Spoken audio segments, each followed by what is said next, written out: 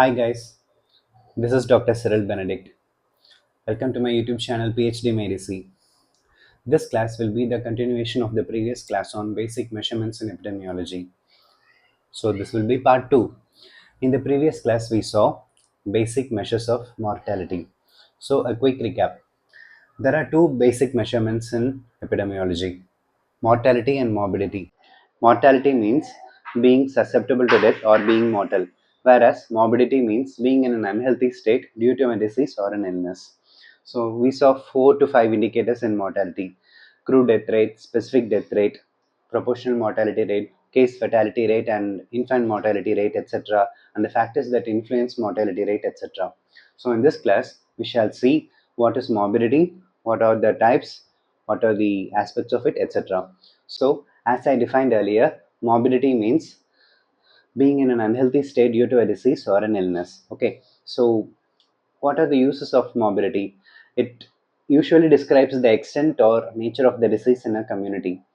And next, usually it serves as a starting point of any basic epidemiological studies. Okay, so there are three aspects of morbidity. There are three aspects of morbidity. First is frequency, the next is duration, and the final thing is severity. Frequency, duration, and severity are the three aspects of morbidity. This frequency is subdivided into, or it is usually read as, incidence and prevalence. We shall see this incidence and prevalence in detail. So, welcome to this template, guys. We saw that there are three aspects of morbidity. They are frequency, duration, and severity. This aspect of morbidity is subdivided into incidence and prevalence.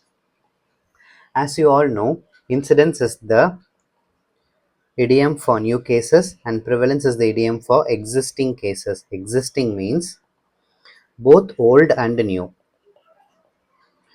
Let us see them one by one. Incidence refers to the number of new cases of a disease. It is expressed as a rate and it ranges from 0 to infinity. Now let us see the formulae for incidence. So the formulae for incidence goes like this. The numerator is the number of new cases of a disease during a given time period divided by the population at risk. Let us see an example. Imagine there are 500 new cases of a disease in a population of 50,000 in a community. So the task is to calculate incidence per thousand population. So 500 will come in the numerator, 50,000 will come in the denominator. So the calculation can go like this: 500 divided by 50,000 into 1000, because we have to calculate incidence per thousand population. So the answer will be 10, and we have to tell it as 10 per thousand because we use the multiplier 1000 here. So there are 10 cases per thousand. For every 1000 members in the population, 10 new cases have arose during this particular period in time. Okay, so that is incidence. So there are other things to understand in incidence. That is, any change in the or any change or fluctuation in the disease incidence is usually suggestive of a change in the etiology of the disease.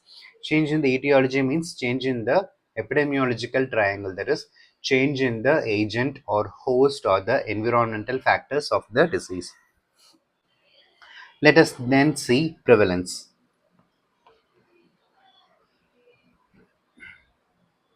As you all know, as I said earlier, prevalence is the indication for all the current cases, both old and new. So the three tenets in prevalence are: prevalence refers to the current cases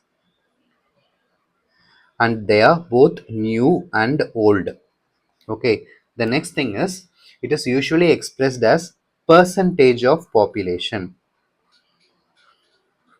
whereas incidence is measured or expressed in rates, prevalence is expressed as percentage. And since it is a percentage, It usually ranges only from 0 to 100%, whereas incidence ranged from 0 to infinity. So the formulae for prevalence goes like this. The numerator is the total number of existing cases. Existing means both old and new cases of a specific disease during a given point of time, divided by the total population at risk during the same point of time, multiplied by a multiplier. Okay, that is the formulae for prevalence. So it is imminent to understand that there are two subtypes of prevalence. One is a point prevalence, another is a period prevalence. So point prevalence refers to the frequency of a disease at a designated point in time. At a designated point in time. Okay, this point can be 1 week or 2 weeks or even a month, etc. But it is only a fixed point in time. Period prevalence refers to the total number of cases of a disease known to have existed at some point of time during the entire specified period of time. So, the period in a period prevalence is this 1 month or 31 days. Okay, all the cases that occurs during the entire period of time will be calculated as period prevalence. So let me give you another way of looking into the formulae for period prevalence. So period prevalence can be simply understood as a sum of point prevalence and incidence. It is the sum of point prevalence, that is the cases that have already existed at the beginning of the period. Okay, the cases that had already existed on Jan 1st plus the new cases that came into development from Jan 1st to Jan 31st. So you add the number of cases that were already present on Jan 1st, plus you also add the number of cases that started during this month till Jan 31st. So the sum of this will be called as period prevalence. Okay, so though it seems to be an ideal measure of morbidity, there are also certain limitations to it. So, what are the limitations? This prevalence, though it seems to be ideal as a mathematical calculation, is not an ideal measure for measuring etiology or causation of a disease. Though it has this limitation, it has certain uses. What are the uses? It helps to measure the magnitude of disease or health problems in a community. It also helps to identify potential high risk populations, and it also helps to identify the planning and administrative needs, that is identify manpower needs and delivery of health services for a particular disease control program, etc. The relationship between incidence and prevalence can be understood using this formula. It goes like this: prevalence is equal to incidence into duration of disease.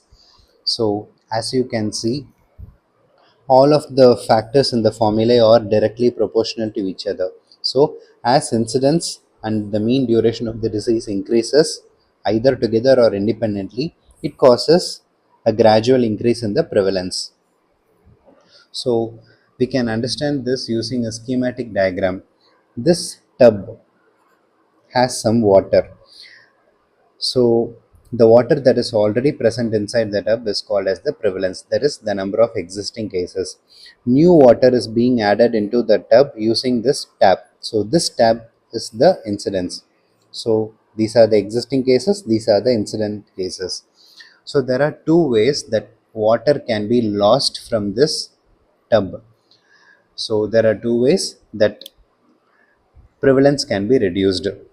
The first way is using evaporation. The second way is using a repair or a hole in the water tub.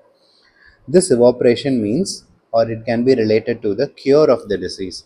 Patients who are getting cured can be no more considered as having the disease, that is prevalent cases.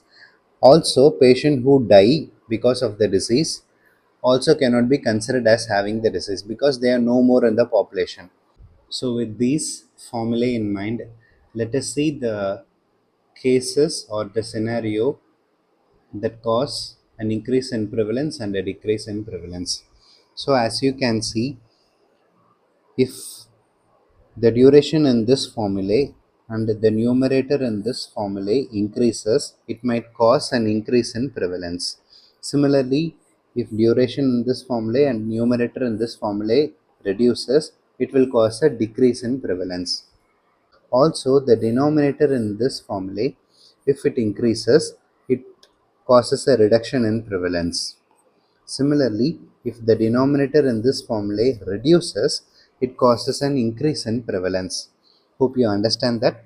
So let us see the cases where the duration is increasing. The examples are longer duration of disease and patients living longer without having the disease being cured. In both the cases, the mean duration of the disease will be higher. So that can cause a corresponding increase in prevalence. The direct reason, increasing in incidence, can also increase the prevalence, as you can see in this formulae. In migration of cases, in-migration of cases can increase the numerator in this formulae. That is, imagine there is a village of 5,000 people in which 500 people are getting affected by a disease. There is a corresponding adjacent village in which 100 people are also affected by the same disease. If this 100 people from this village, the smaller village, goes and gets settled in the bigger village, this 100 will be adding to that, and that will be a new count called as 600. So this will cause an increase in the numerator. That also, the in-migration of cases from the adjacent village can cause an increase in prevalence rate. Also, out-migration of healthy people. If the healthy people from the bigger village leave the bigger village and come to another village or leave the village for any reason, it might cause a reduction in the population at risk, a decrease in the denominator. That can also cause a corresponding increase in prevalence. So, vice versa, let us see the other way. A shorter duration of the disease can decrease prevalence. The shorter duration of the disease can happen due to two reasons. One is due to cure, other reason is being dead. So if a patient is getting cured, then also the prevalence will be decreased. If a patient is dying without any cure, that is this, then also prevalence will decrease. So we have seen two reasons, two cases. The next is the direct reason. Reduction in incidence can also cause a decrease in prevalence. Next, in-migration of healthy people. In-migration of healthy people can directly increase the denominator. So, if denominator increases, prevalence decreases. Whereas, out-migration of cases from the actual village can cause a decrease in the numerator. A decrease in the numerator can cause a decrease in prevalence because they are directly proportional. So these are the various reasons or the various scenario where prevalence rate can be increased or decreased. Thank you.